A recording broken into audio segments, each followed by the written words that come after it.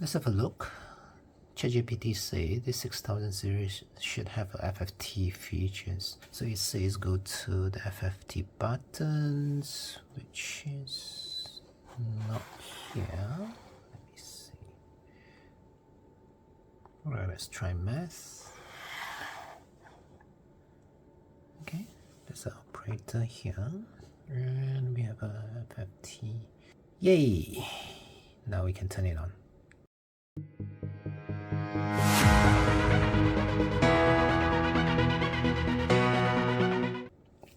Hi, welcome back to this channel. If you remember the previous video, I did mention that the scopes that I have might not have the FFT features built in. I was wrong after I checked with ChatGPT whether the 6000 series Keysight scope has FFT features, and it say it has, and it even lists down the steps to access that.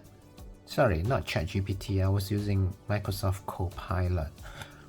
Anyway, here we are. We have the FFT operator here, as you can see, and in the math operations there are many other things that you can do with it. So for now we just choose FFT and let's turn on that math. Because we are dealing with audio, it's between 20 Hz to 20 kHz. Don't really need the span of 800 kHz, and let's just change this. So let's set the start frequency, we set it to, then we just scroll here. No. Let's start with 1 kHz. Let's just type in 1 kHz. No, something lower than that, 800 Hz, so they can see start from there, and then start frequency, we stop at 20 kHz. If you're interested to know what is FFT all about, in a nutshell, it's converting the signal in time domain to frequency domain. So the purple color that you're seeing right now, let me turn off the channel 1. So this signal, this trace that you're looking at is in frequency domain, means that as you can see the x-axis, it's in Hertz. So it's a conversion from time domain signal to frequency domain signal. So I want to change this to 50 ohm. Oh no, DC, let's change it to 50 ohm. Yeah, so the signal is just a bit higher. We have this waveform generated, so it's 1 kHz and it's coming back to port 1. So as you can see, it's a constant sine wave. So what is the peak here? So let's turn that on. Let's go to cursor and let's scroll that to here. So the peak is 1 kHz as the output of a waveform generator back to the channel 1. So if I turn off the waveform generator, it will disappear. It's not a pre-recorded signal, it is what it's measuring. So as you can see, there's some harmonics over here. We won't go into too detail on that. In theory, pure sine wave should give you a spike at the frequency of what you're generating. It shouldn't have all the harmonics, but anyway, we have the features in FFT for 6000 scopes, and let's turn on the chorus. You can have both type of axis to look at, and you can see that how it changes in time domain and how it changes in frequency domain. As you can see, if we increase the time domain informations, means that we zoom out of the signal, there are more information going through, and the FFT will get a better resolution signal such as this. So as you can see, we have 1 kHz signal here, which is on the left side of the screen. Let's scroll it to this one and see what is the frequency there. So this is 2 kHz, the harmonics of it. Then we expect to have third harmonics, which is about 3 kHz, and subsequently just go down all the way to below noise floor.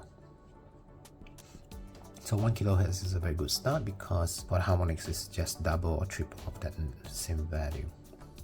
So this chorus, how it looks like in effect, And again, if I change any of the things like the depth, you see that the signal change, the signal pattern has changed, so you can play around. So why do I show all these things to you? In the event where you want to create or DIY, do yourself a guitar effect, and you want to compare it to those that's available in the market. So how do we match that performance? One of it, of course, is through your ears. It's something that you like, then, well, you like it, you take it. And then all the other ways, use a more scientific approach, something to show you visually how it looks like in time domain, how it looks like in frequency domain. This is one of the tools that you can use for that. And I'm going to change another one. So that was chorus, and this is reverb. And again, if I change any other parameter, you'll see something change also as well. So why am I showing you the FFT? It's important when you put in a filter. As you might have known, there are filters in the guitar or any of the audio setting that you want to generate. So normally it's bass, mid, and also treble. So with that, if I change any of that setting, for example, if I increase the bass, so it means that anything on the left, lower frequency will be higher. So I'm increasing the bass right now, not so much. How about the mid? See that? So this is where I change the mid to maximum.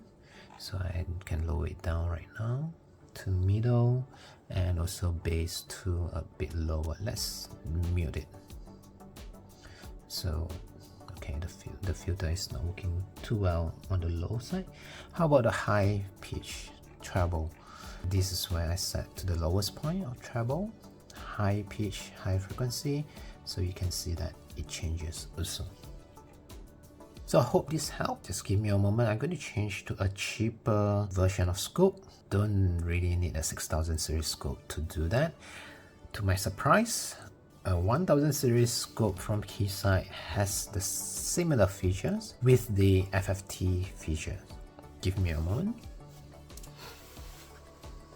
So this is 1000 series scope, and as you can see, there are some activities of FFT over here.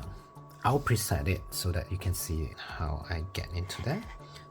So as you can see, we have a FFT button here. We click that and we can actually turn that off. So let's go back to just the normal scope first, just to see the sine wave. So I connected generator out to generator in through my effect box, and let's get into it. Let's turn on the waveform generator. We have that. So the reason why I put an offset to it, because I do not want it to overlap FFT that we are looking at. So we have a sine wave 440 Hertz. I want to change that to 1 kilohertz. 1 kilohertz, and then we just zoom in a bit. So we have that right now. Same thing, if I change that mid treble, it will just affect your signal, but you can't see that in frequency domain, which what you need when you design a filter. You really want to put it in frequency domain so that you can see the effects of the signal across a whole band. You can't really see it in time domain. So let's turn on the FFT right now. So let's say we start. Yeah, this thing doesn't allow start stop. So let's do center. Let's turn it to 5 kilohertz. So 5 kilohertz. Yep. Yep, it's not touchscreen. Yeah, I prefer the 6000 series. Anyway, 5 kilohertz. So we want it to be about 10 kilohertz so that we can see what's going on there. Then we turn on the cursor here, and as you can see, the highest peak over here. If I turn off that sine wave right now, the highest peak is somewhere here.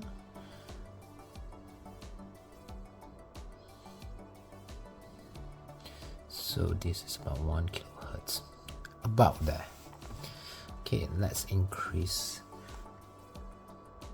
the view of it so that we have more information go into it. And again, you can see that there are some harmonics over here which is similar to the 6000 series scope. Not a big concern here, but anyway, let's turn on the chorus, and as you can see the harmonics did change a bit. And let's turn on the reverb right now, so some of the harmonics has gone. So it does affect the sound that coming into your ear when you put in some different effect. So you can see it clearly on both time domain and frequency domain if you want that. So before we end this video, I'm going to show you one more thing. What if you have a distortion? So I just turn on a distortion, a very simple distortion. It's a drive. So let's lower this down a bit. So as you can see, the third harmonics, the odd harmonics are quite high. So we have 1K, 2K, 3K, 4K, 5K. So it's quite high for some reason, because that's what distortion does. It actually changed. As you can see, originally it's a sine wave. If I turn off that effect, it's a sine wave, and distortion actually changed the shape of that sine wave. It flattened some part of the sine wave so that you hear the breaking sound of it. So as a summary for this video, yes, we have the FFT features for the entry-level scope, the 1000 series scope, and also the 6000 series scope. Depends on your budget. This is a good tool to visualize how the audio look like in both time domain and also frequency domain. If you're interested, just Google FFT. You can find tons of material out there, a lot of white papers, how to improve the measurements or the conversion, what to take care of. This I won't cover in the short video, and I'm sure there are a lot of YouTube channel out there that explain it better than me. So thanks for watching.